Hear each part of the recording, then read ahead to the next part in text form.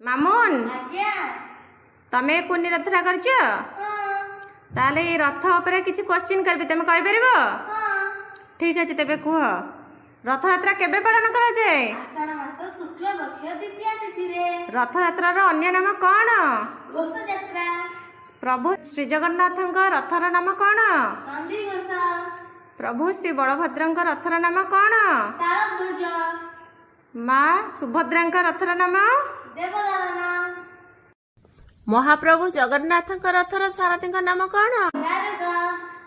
देवी सुभद्राଙ୍କ rather सारथीଙ୍କ नाम कोन अर्जुन